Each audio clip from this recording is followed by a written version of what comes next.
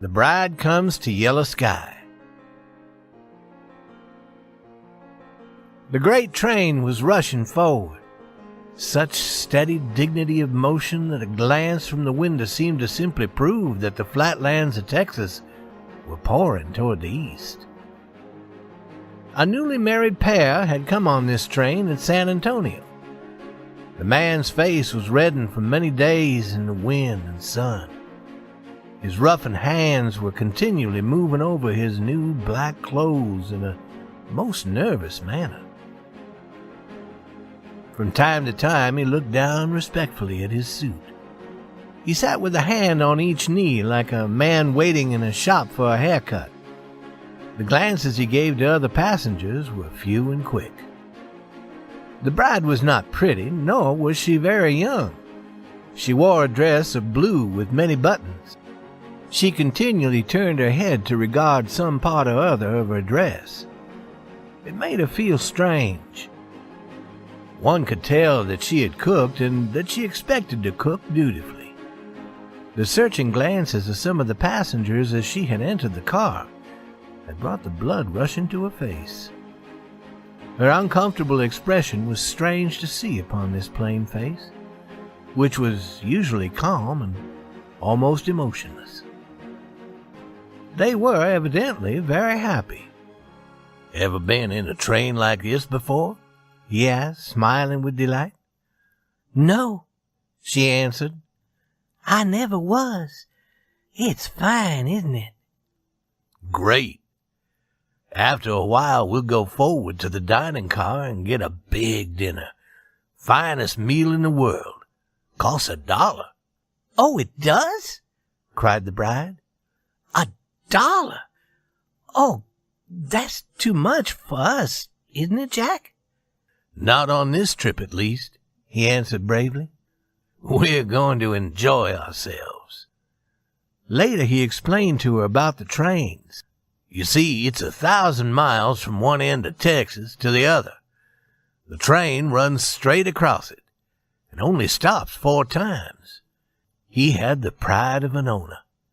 He pointed out to her the beauty of the car they were riding in, and in truth her eyes opened wider as she observed the rich sea-green cloth covering the seats, the shining silver and glass, the wood that shone darkly like the surface of a pool of oil.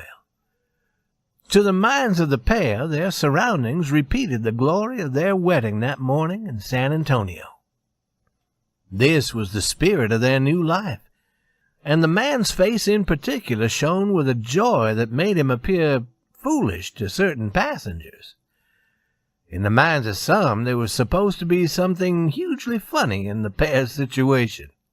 "We're due in Yellow Sky at 3:42, he said, looking tenderly into her eyes. "Oh, are we?" she said, as if she had not been aware of it. To show surprise at her husband's remark was part of her wifely duty. She took from her pocket a little silver watch.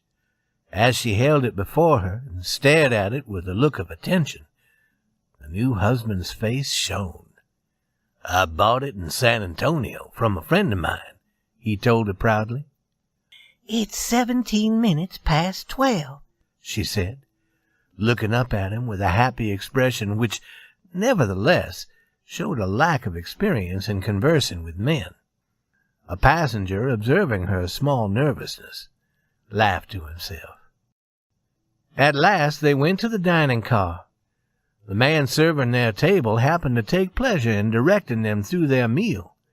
He viewed them with the manner of a fatherly guide, his face shining with kindness. But they did not understand his attentions. As they returned to their seats, they showed in their faces a sense of escape.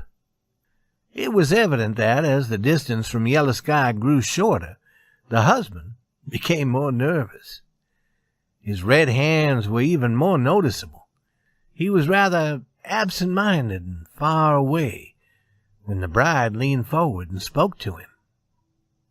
As a matter of truth, Jack Potter was beginning to find his deed weighing upon him like a great stone. He, the town policeman of Yellow Sky, was a man known, liked, and feared in his community. He, an important person, had gone to San Antonio to meet a girl he believed he loved, and there he had actually married her without discussing any part of the matter with Yellow Sky. He was now bringing his bride to a sure-to-be-surprised town. Of course, people in Yellow Sky married as it pleased them, but Potter's thoughts of his duty to his friends, or of their idea of his duty, made him feel he was sinful. He was guilty of a great and unusual crime. Face to face with this girl in San Antonio, he had leaped all over the social fences. At San Antonio, he was like a man hidden in the dark. A knife to cut any friendly duty was easy to take in his hand in that distant city. But the hour of Yellow Sky, the hour of daylight, was approaching. He knew very well that his wedding was an important thing to the town. It could only be equaled by the burning of the new hotel. His friends could not forgive him, he felt, and now the train was hurrying him toward a scene of surprise, merriment, and blame. He glanced out of the window again. Yellow Sky had a kind of band which played its horns and drums painfully to the delight of the people. He laughed without heart as he thought of it. If the citizens could dream of his arrival with his bride, they would march the band at the station and accompany them among cheers and laughter to his house. He decided that he would use all methods of speed and cleverness in making the journey from the station to his house. Once safely at home, he would announce the news. Then he would not go among the citizens until they had had time to master their emotions. The bride looked anxiously at him. "What's worrying you, Jack?" He laughed. "I'm not worrying, girl. I'm only thinking of Yellow Sky." She understood, and her face turned red again. They shared a sense of slight guilt that developed a finer tenderness. They looked at each other with eyes softly glowing. But Potter often laughed the same nervous laugh. The deep red color upon the bride's face did not lessen. "We're nearly there," he said. As the train began to slow, they moved forward in the car. The long line of cars moved into the station of Yellow Sky. "The train has to get water here," said Potter from a tight throat and face, as one announcing death. Before the train stopped, his eye had searched the station, and he was glad and surprised to see there was no one there except the station master. "Come on, girl," said Potter with a thick voice. As he helped her down, they each laughed in a strained manner. He took her bag and told his wife to hold his arm. As they hurried away, he saw that the station master had turned and was running toward them, waving his arms. Potter laughed, and sighed as he laughed when he realized the first effect of his wedding upon Yellow Sky. He grasped his wife's arm firmly to his side, and they hurried away. The California train was due at Yellow Sky in 21 minutes. There were 6 men in the Weary Gentleman's saloon. One was a salesman who talked a great deal and rapidly. 3 were Texans who did not care to talk at that time, and 2 were Mexican sheep farmers who did not usually talk in the saloon. The saloon keeper's dog lay in front of the door. His head was resting on his feet, and he glanced sleepily here and there with the ready watchfulness of a dog that is sometimes kicked. Across the sandy street were some bright green grass spots, so wonderful in appearance next to the burning sands in the hot sun. At the cooler side of the railroad station, a man without a coat sat in a chair leaned back against the building. He smoked his pipe. The waters of the Rio Grande River circled near the town, and beyond it could be seen great flatlands. Except for the busy salesman and his companions in the saloon, Yellow Sky was sleeping. The salesman leaned easily upon a table and told many tales with the confidence of a storyteller who has found new listeners. He was interrupted by a young man who suddenly appeared in the open door. He cried, "Scratchy Wilson's drunk, and he has started to make trouble." The two Mexicans at once put down the glasses and disappeared through the rear door of the saloon. The salesman, not understanding the importance of the warning, jokingly answered, "All right, old man, suppose he has. Come in and have a drink anyhow." But the information had made such an apparent impression upon everyone in the room that the salesman was forced to see its importance. All had become instantly serious. "Well," he said, filled with mystery, "what is this?" His three companions started to tell him, but the young man at the door stopped them. "It means, my friend," he answered as he came into the saloon, "that for the next 2 hours this town won't be very healthy." The saloon-keeper went to the door and locked it. Reaching out of the window, he pulled in heavy wooden boards which covered the windows and locked there. The salesman was looking from one to another. "What is this, anyhow?" he cried. "You don't mean it's going to be a gunfight?" "Don't know whether there'll be a fight or not," answered one man firmly. "But there'll be some shooting, some good shooting." The young man who had warned them waved his hand. "Oh, there'll be a fight fast enough if anyone wants it. Anybody can get in a fight out there in the street. There's a fight just waiting." The salesman seemed to be realizing the possibility of personal danger. "What did you say his name was?" he asked. "Scratchy Wilson," voices answered together. "And will he kill anybody? What are you going to do? Does this happen often? Can he break in that door?" "No, he can't break in that door," replied the saloon-keeper. "He's tried it 3 times. But when he comes, you better lie down on the floor, stranger. He's sure to shoot at the door, and a bullet may come through." After that, the salesman watched the door steadily. The time had not yet come for him to drop to the floor, but he carefully moved near the wall. "Will he kill anybody?" he asked again. The men laughed without humor at the question. "He's here to shoot, and he's here for trouble. I don't see any good in experimenting with him." "But what do you do in a situation like this? What can you do?" A man answered. "Well, he and Jack Potter—" But the other men interrupted together. "Jack Potter's in San Antonio." "Well, who is he? What's he got to do with this?" "Oh, he's the town policeman. He goes out and fights Scratchy when he starts acting this way." A nervous, waiting silence was upon them.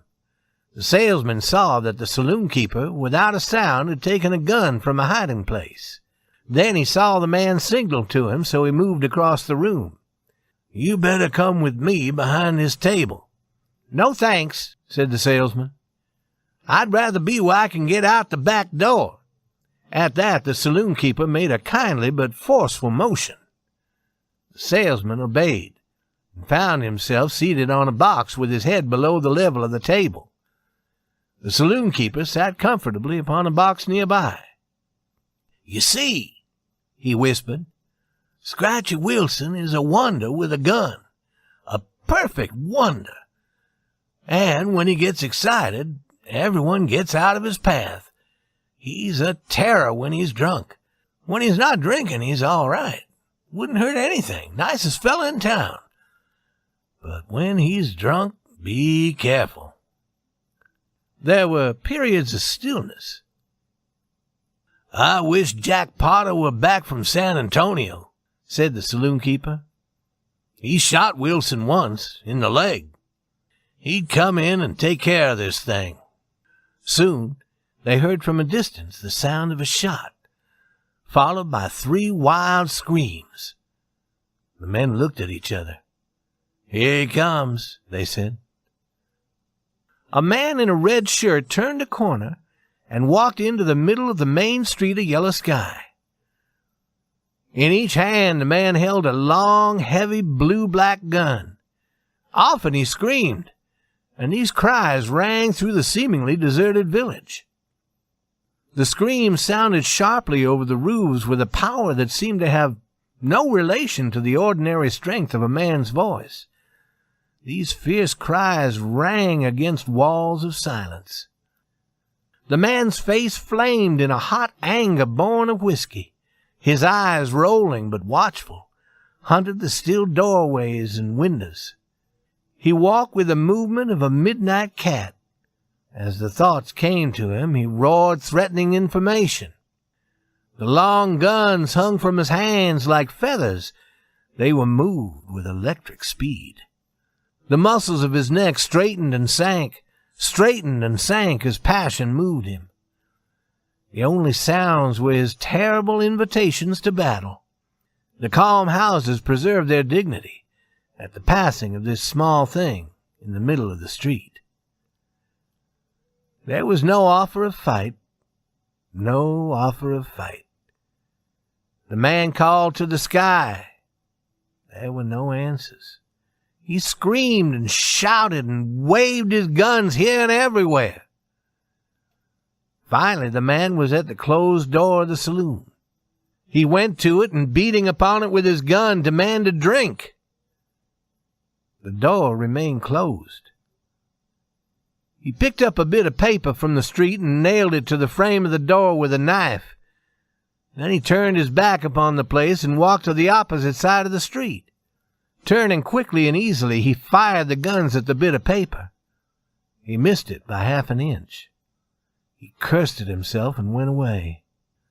Later, he comfortably shot out all the windows of the house of his best friend. Scratchy was playing with this town. It was a toy for him. But still, there was no offer of fight. The name of Jack Potter, his ancient enemy, entered his mind. He decided that it would be a good thing if he went to Potter's house and, by shooting at it, make him come out and fight. He moved in the direction of his desire, singing some sort of war song. When he arrived at it, Potter's house presented the same still front as had the other homes. Taking a good position, the man screamed an invitation to battle. But this house regarded him as a great stone god might have done. It gave no sign. After a little wait, the man screamed more invitations, mixing them with wonderful curses. After a while came the sight of a man working himself into deepest anger over the stillness of a house. He screamed at it. He shot again and again. He paused only for breath or to reload his guns. Potter and his bride walked rapidly. Sometimes they laughed together, quietly and a little foolishly. "Next corner, dear," he said finally. They put forth the efforts of a pair walking against a strong wind. Potter was ready to point the first appearance of the new home. Then, as they turned the corner, they came face to face with the man in the red shirt, who was feverishly loading a large gun. Immediately the man dropped his empty gun to the ground and like lightning pulled out another. The second gun was aimed at Potter's chest. There was a silence. Potter couldn't open his mouth. Quickly he loosened his arm from the woman's grasp and dropped the bag to the sand. As for the bride, her face had become the color of an old cloth. She was motionless. The two men faced each other at a distance of 9 feet. Behind the gun, Wilson smiled with a new and quiet cruelty. "Tried to surprise me," he said. "Tried to surprise me." His eyes grew more evil. As Potter made a slight movement, the man pushed his gun sharply forward. "No, don't you do it, Jack Potter. Don't you move a finger toward a gun yet. Don't you move a muscle. The time has come for me to settle with you, and I'm going to do it my own way, slowly, with no interruption. So just listen to what I tell you." Potter looked at his enemy. "I haven't got a gun with me, Scratchy," he said. "Honest, I haven't." He was stiffening and steadying. But at the back of his mind floated a picture of the beautiful car on the train. He thought of the glory of the wedding, the spirit of his new life. You know I fight when I have to fight, Scratchy Wilson. But I haven't got a gun with me. You have to do all the shooting yourself. His enemy's face turned pale with anger. He stepped forward and whipped his gun back and forth before Potter's chest. Don't you tell me you haven't got a gun with you, you dog! Don't you tell me a lie like that! There isn't a man in Texas who ever saw you without a gun. Don't think I'm a kid. His eyes burned with anger and his breath came heavily. I don't think you're a kid, answered Potter. His feet had not moved an inch backward. I think you're a complete fool. I tell you I haven't got a gun, and I haven't. If you're going to shoot me, you better begin now. You'll never get a chance like this again. So much enforced reasoning had weakened Wilson's anger. He was calmer. If you haven't got a gun, why haven't you got a gun? He asked. Been to church? I haven't got a gun because I've just come from San Antonio with my wife. I'm married, said Potter. And if I had thought there'd be a fool like you here when I brought my wife home, I would have had a gun, and don't you forget it. Married? Said Scratchy, not at all understanding. Yes, married. I'm married, said Potter clearly. Married? Said Scratchy. Seemingly for the first time he saw the pale, frightened woman at the other side. No! He said. He was like a creature allowed a glance at another world. He moved a pace backward, and his arm with the gun dropped to his side. Is this the lady? He asked. Yes, this is the lady, answered Potter. There was another period of silence. Well, said Wilson at last, slowly, I suppose we won't fight now. We won't if you say so, Scratchy. You know, I didn't make the trouble. Potter lifted the bag. Well, I guess we won't fight, Jack, said Wilson. He was looking at the ground. Married. He was not a student of good manners. It was merely that in the presence of this foreign condition he was a simple child of the wild lands. He picked up his fallen gun, and he went away. His feet made deep tracks in the heavy sand.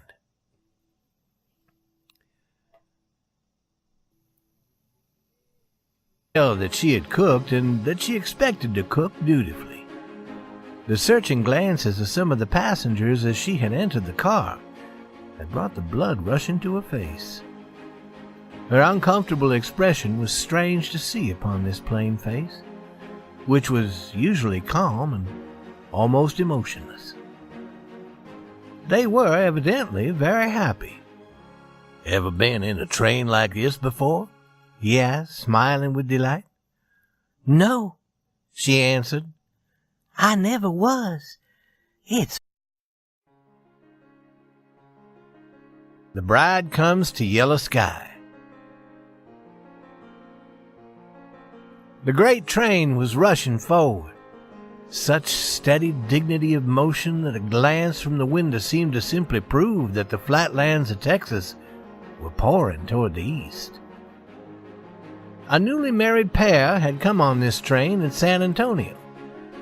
The man's face was reddened from many days in the wind and sun. His roughened hands were continually moving over his new... Fine, isn't it? Great. After a while, we'll go forward to the dining car and get a big dinner. Finest meal in the world. Costs $1. Oh, it does? Cried the bride. $1? Oh, that's too much for us, isn't it, Jack? Not on this trip, at least, he answered bravely. We're going to enjoy ourselves. Later he explained to her about the trains. You see, it's 1,000 miles from one end of Texas to the other. The train runs straight across it, and only stops 4 times. He had the pride of an owner. He pointed out to her the beauty of the car they were riding in, and in truth her eyes opened wider as she observed the rich sea-green cloth covering the seats, the shining silver and glass, the wood that shone darkly like the surface of a pool of oil. To the minds of the pair, their surroundings repeated the glory of their wedding that morning in San Antonio. Black clothes in a most nervous manner. From time to time he looked down respectfully at his suit. He sat with a hand on each knee like a man waiting in a shop for a haircut. The glances he gave to other passengers were few and quick. The bride was not pretty, nor was she very young. She wore a dress of blue with many buttons. She continually turned her head to regard some part or other of her dress. It made her feel strange. One could tell